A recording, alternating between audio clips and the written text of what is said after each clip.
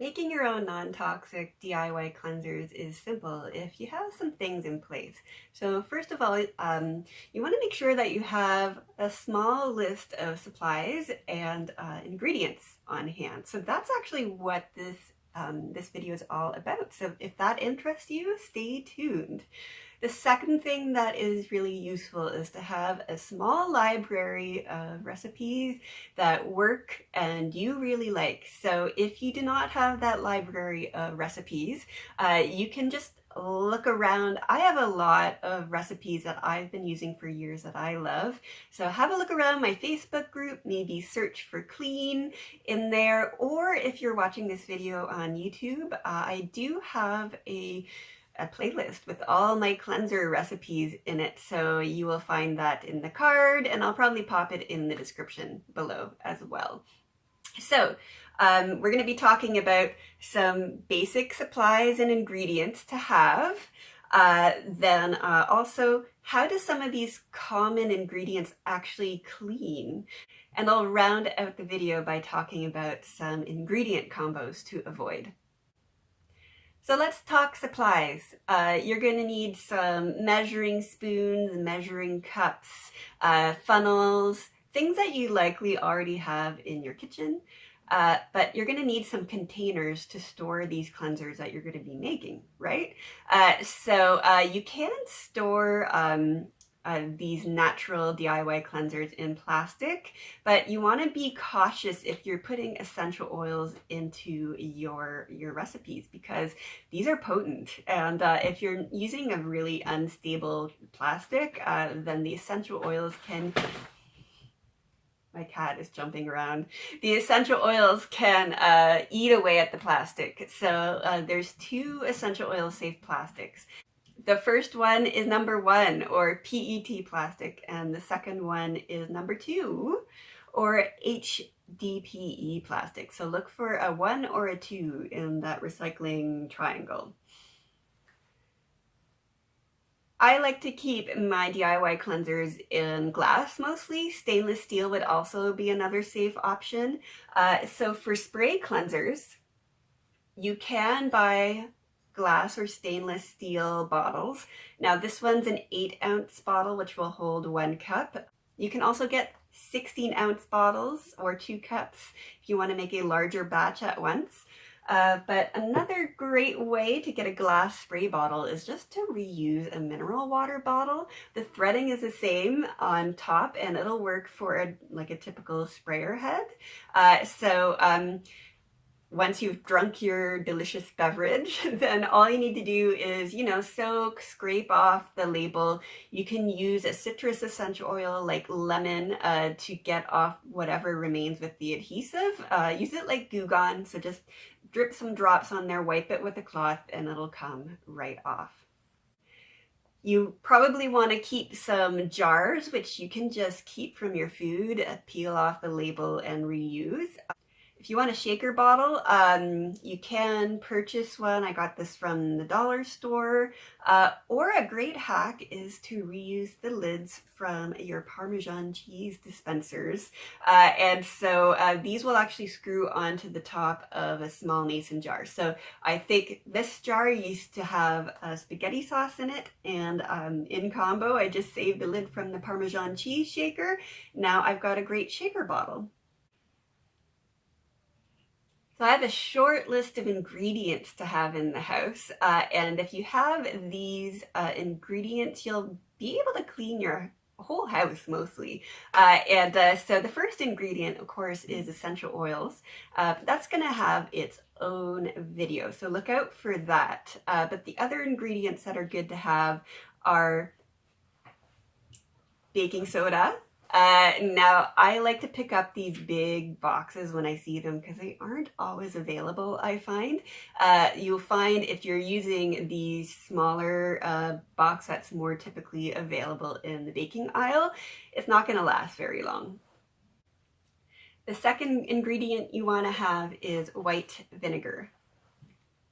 This huge jug cost me like $2 or so, and it lasts me a very, very long time when I'm making my DIY cleansers.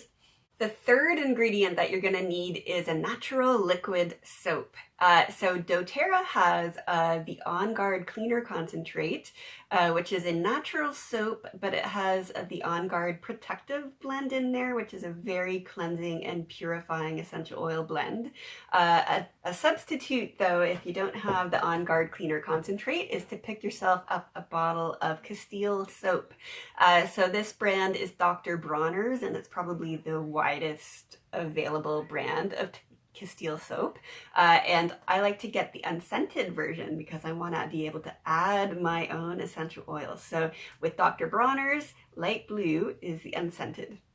A last ingredient to have on hand, which is useful but not entirely necessary, is distilled water. Since distilled water has been purified, I like to use it in cleansers that are going to sit over time. But if you don't have distilled water, that's okay. You can just use tap water. This is just preferable. Other ingredients that you might want to have on hand that appear in some recipes would be coarse salt, hydrogen peroxide, rubbing alcohol, or vodka. You can typically use rubbing alcohol or vodka sort of interchangeably in recipes. So how do these three common ingredients, soap, baking soda, and vinegar, how do they clean? How do they actually work? I'm going to delve into some of the basic science for you right now. So soap is made up of, it's a combination of like a fatty, oily part, and it's combined with an alkaline ingredient. Now, traditionally, if you're making your own soap, this might be like an animal fat and lye or wood ashes. So the fat will adhere to dirt and grease because it's oily.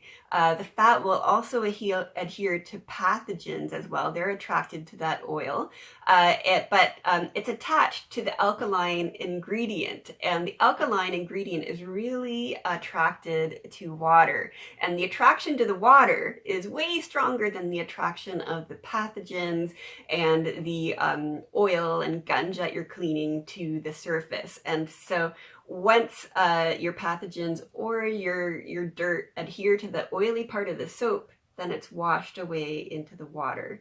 Now, soap will also disrupt the fatty envelope on like bacteria and viruses, so it will also kill it in that way as well. So that's why hand washing is really recommended as just a baseline thing to do to protect yourself and to fight disease.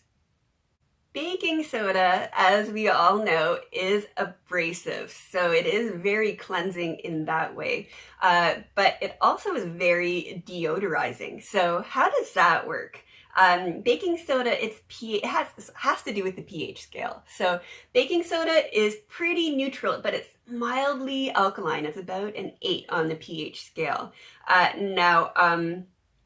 Unpleasant smells are typically either like really strongly acidic or really strongly base.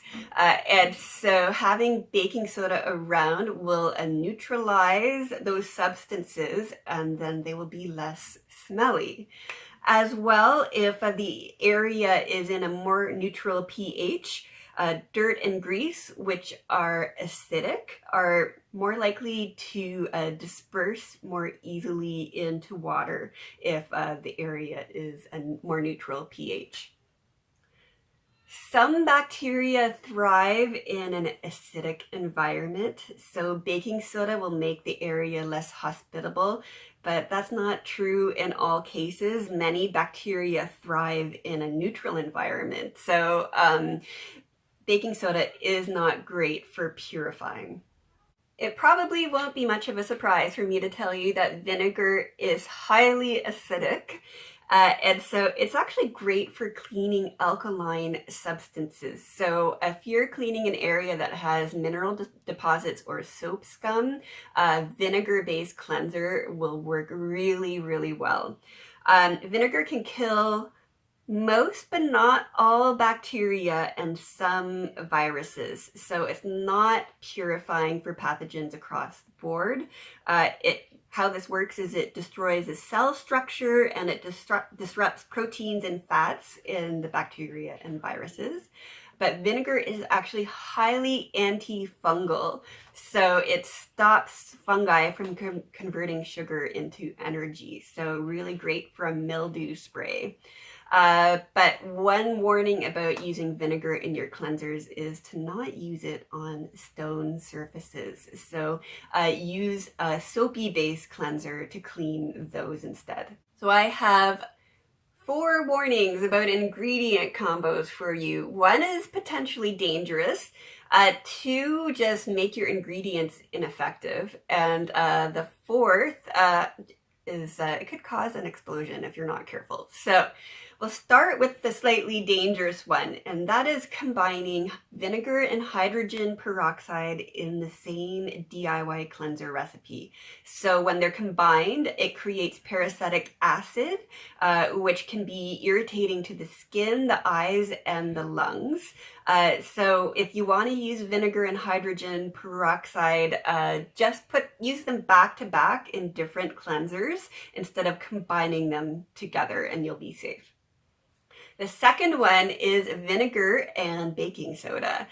So we all know when you combine these, you have a fizzy chemical reaction, you make carbon dioxide. You can actually use this chemical reaction to unclog your sink drain, for instance, or maybe you have an area with a lot of buildup you want to try to break up. You can put vinegar and baking soda on this and use that fizzy action to kind of loosen things. But sometimes I see recipes where you actually combine the vinegar and baking soda, let the reaction occur, and then you put it in a spray bottle. So, and then you use it over time. And this cleanser recipe is not going to work all that great. And that's because what's left over, that liquid, is not baking soda floating in vinegar. It is mostly water with a little bit of sodium acetate. So you're ending up with just a slightly salty water. And so it doesn't really have very much cleansing power. So again, if you want to use baking soda and vinegar, use them back to back instead of combined if it's a cleanser that you're going to be storing over time. The third is vinegar and Castile soap. If you've ever added vinegar to a recipe with Castile soap and your soap starts becoming white and curdled, that is actually the vinegar separating the fatty part from the soap, and your soap is not soap anymore. So your soap is not soaping, it's not cleaning anymore at this point. So again, use Castile soap and vinegar in different cleansers back to back, but not together. And the last one is hydrogen peroxide and baking powder. So this is perfectly safe to put together. Hydrogen peroxide is acidic, not as acidic as vinegar though. So that chemical reaction with the baking soda will happen, but to a much lesser degree. So perfectly safe to put together in a cleanser, but if you're storing it over time, just remember that it is slowly releasing carbon dioxide. And so if it's in a sealed container under your sink, for instance, and too much pressure from the carbon dioxide builds up in your container, the container could explode. So just be careful. I hope you found this helpful. Have a look around for some of my favorite recipes for cleaning my house, and also for that video about how to use essential oils for different cleaning purposes.